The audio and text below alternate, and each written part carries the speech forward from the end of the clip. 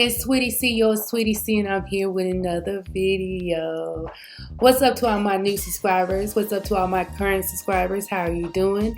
If this is your first time watching the video, go ahead and hit the like button and subscribe. It's free of charge. I just want to wish everyone a happy holiday. I hope you're doing well. Hope you're preparing for Christmas because it's around the corner. Alright y'all, let's go ahead and get into this video. Today's topic is going to be Tanzania. If you're not familiar with Tanzania, I'm going to put a map up showing you exactly where Tanzania is located. You have like Tanzania in the middle, you have Kenya on top, you have Malawi on the bottom, you have Zambia, you have Rwanda, Burundi, and then you have the DRC. If you're not familiar with the DRC is, that means it's the Democratic Republic of Congo. Alright y'all, let's get started with this video. Alright y'all, so let's discuss the president of Tanzania. The president of Tanzania is Dr. John Magufuli. He is also known as the bulldozer. Okay, he is the president of the United Republic of Tanzania. He is the head of state, head of government of Tanzania. This president leads the executive branch of the government of Tanzania and is the commander-in-chief and the commander of the armed forces. And we have some reports coming through regarding the type of president he is, and I actually would like to comment. When President Magufuli took office, his first agenda was foreign travel. In this article, I'm not going to read the whole article, but I'm going to read portions of it that kind of explain where he was going with his decision to address foreign travel. Basically, the move was welcomed with open hands by the public, as civil servants were often seen as wasting taxpayers' money by making frequent foreign trips, some of which were not beneficial for the country, and doing so by flying in first or business class. That sounds familiar. Yes, there's some American officials that do the same thing.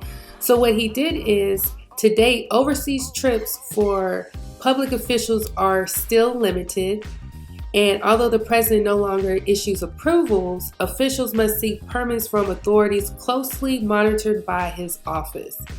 A central bank report in early 2017 revealed that the government has saved $430 million by limiting foreign travel between November 2015 to November 2016.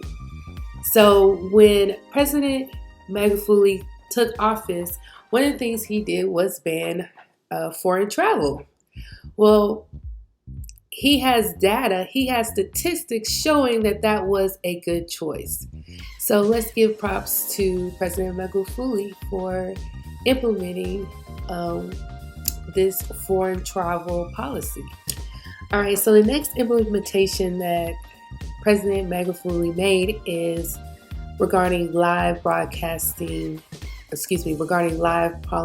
broadcasting. In the 10 years before Magufuli took office, the administration of his predecessor, Jakaya Kikwete, was shaken to the core by corruption, exposing broadcast live on television. So there was an issue regarding the way the broadcast was shown on television. Right now, I don't have anything to say about that. This is an issue that President Magufuli is more familiar with than Black Americans. So I'm just going to trust him on this. And let's move on to the next policy he implemented. All right, so the next policy that President Magufuli implemented in Tanzania is regarding pregnant schoolgirls. A landmark movement for campaigns came in 2015 when the CCM manifesto promised that teenage mothers would be allowed to go back to school. This is a beautiful policy. This is much needed. I fully agree with this policy. All right, y'all. So another policy that President Magufuli implemented was regarding political rallies. He argued that people should be left alone to focus on building a country, and political leaders should wait for the next season in 2020 to hold rallies. So basically, he just said, look, let's not focus on any political issues and let's focus on rebuilding our community. I think that's a good thing. I have no issues with that. All right, so the last policy that President Magufuli implemented was regarding gold and copper ore exports. He recognized that he wasn't getting the true value of the gold and copper. So he had two teams presented explosive reports alleging that Acacia had under-declared the value of the ore and skewing the amount of tax it had to pay.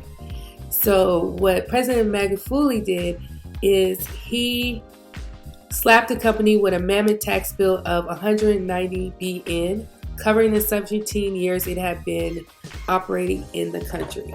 Yo, that's perfect. That's exactly what you should do. Right on. Okay, so one of my favorite things about President Magufuli that I noticed and that I really appreciate is that when he left a response on Twitter regarding Mugabe's death. If you don't know who Mugabe was or who he is, he was the president of Zimbabwe. Okay, Zimbabwe right now is going through sanctions, and it is due to the United States. I do not approve of those sanctions. Unfortunately, I have no power in the United States. But what I do appreciate the fact is that Magufuli is calling out for Zimbabwe's sanctions to end. And I really think he's making a full effort to try to help Zimbabwe out regarding their situation that they're going through. And I give him full accolades for that. I praise him for that. I thank him for that. And I think that that's a phenomenal thing to do. I encourage more presidents to do the same, because you never know when you're in that situation. You never know when these colonizers like the United States, Europe, France, wherever, decide that they want to find ways to take control of your continent. And by doing so, they will impose sanctions. But you got to build that unity. So if they impose sanctions, you got to come to your brother and say, hey, bro, I need help in this area. And your brother should be able to reach out and extend some services to help you in your situation. Because again, you never know when that may happen to you. So this is one of the main reasons I like aka Bulldozer, President Magufuli. Before I let you go, I'm going to let Marcus Garvey have the last word. I have this book that I purchased called Selected Writings and Speeches of Marcus Garvey. This one speech says, the handwriting is on the wall. No portion of humanity, no group of humanity has an abiding right, an everlasting right, an eternal right to oppress other sections or portions of humanity. It's Sweetie C, yours Sweetie C. Now what? Talk to you later.